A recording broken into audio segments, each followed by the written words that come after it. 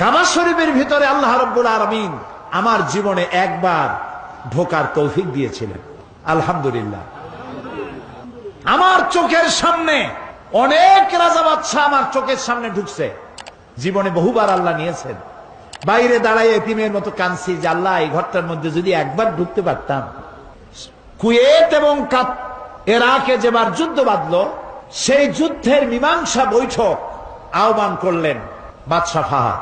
তাতে পৃথিবী থেকে 400 মেহমানদেরকে দাওয়াত দিলেন মীমাংসা বৈঠকে। কেমনে কেমনে আমার মতো একটা ভাঙ্গা ছেড়া মানুষও দাওয়াত পাইল। আমি তখন যখন প্লেনে উঠেছি, তখন আমার মনের মধ্যে একটা চিন্তা হলো, সারা জীবন যে আশাটা করতেছিলাম আল্লাহ যদি এইবার এটা পুরো করতেন। আমাদেরকে হোটেলে নিয়ে জায়গা দেওয়া হলো। এশার নামাজের পর একটা ব্রিফকেস দিল সমস্ত মেহমানদেরকে। ব্রিফকেসের ভিতরে কাবা শরীফের গেলাপ পাইলাম, আতর পাইলাম, জায়নামাজ পাইলাম, আর পেলাম অনুষ্ঠান সূচি। অনুষ্ঠান সূচিতে লেখা 3 দিনের সমাপনী দিবস, 3 দিন কনফারেন্সের শেষ দিন, ওটা বৃহস্পতিবার দিবাগত রাত। শুক্রবার সকাল 7:30টায় মেহমানদের জন্য কাবা শরীফের দরজা খুলে দেওয়া হবে। আমি তো পড়িয়া আমার চোখে তখন পানি এসে গেছে।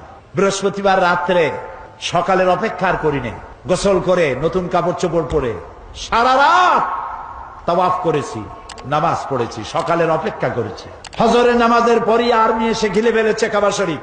যারা ভেতরে তাওয়াফ করতেছিল তারা বেরিয়ে গেল। মাতাফের কিছু জায়গা তারা আটকে ফেললো, বাইরের থেকে তাওয়াফ হবে। কাবা শরীফের পাশটা খালি। প্লেনে ওঠার মতো বিরাট সিঁড়ি এসে হাজির হয়ে গেল। আমি তো সারা রাত থেকে তৈরি, আমার চিন্তা আমি আগে উঠবো, কিন্তু পারলাম না।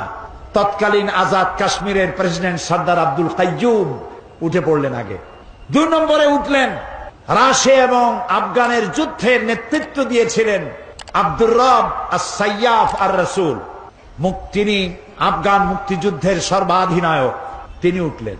3 নম্বরে আল্লাহ তারে গোলামকে চান্স করে দিলেন।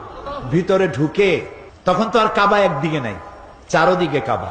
চারোদিকে দুরাকাত নামাজ পড়ে আল্লাহর ঘরের মাঝখানে সেজদায় পড়ে গেলাম।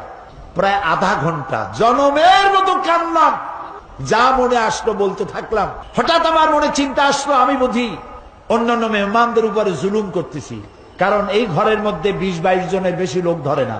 তা আমরা যত দেরি করব তাদের উঠতে তত দেরি হবে। তাড়াতাড়ি উঠলাম।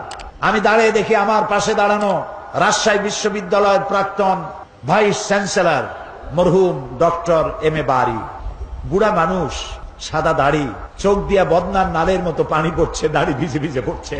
আমাকে আঙ্গুল দিয়ে দেখালেন কাবার দরজার দিকে। আমার চোখ গিয়ে পড়লো কাবার দরজার উপরে, যেখানে উনি আঙ্গুল দিয়ে দেখালেন সেখানে লেখা আছে ওয়াকালা রাব্বুকুম উদউনি আস্তাজিব লাকুম। তোমার রব তোমাকে বলছে আমারে ডাকো, আমি ডাকের সাড়া দেব। আমি আবারও কাঁদলাম, আল্লাহ আমার কাম আমি করছি, এবার জবাব দেওয়ার মালিক তো তুমি। আল্লাহুম্মা লা তারুদ্দানা খাইবিন। ওর নিচেই দেখি লেখা সূরা কুরাইশ, ফালিয়াবুদু, পুরা সূরা লেখা ফালিয়াবুদু রাব্ব হাযাল বাইত। আমার কাছে মনে হলো যেন আল্লাহ তাআলা কুরাইশদের হাত ধরে বলতেছেন, বেটারা ক্ষুধার সময় যদি খাবার চাও আর ভীতির সময় যদি নিরাপত্তা চাও, ফালিয়াবুদু রাব্ব হাযাল বাইত, এই ঘরের মালিকের ইবাদত কর। কোন ঘর? বাইতুল্লাহ।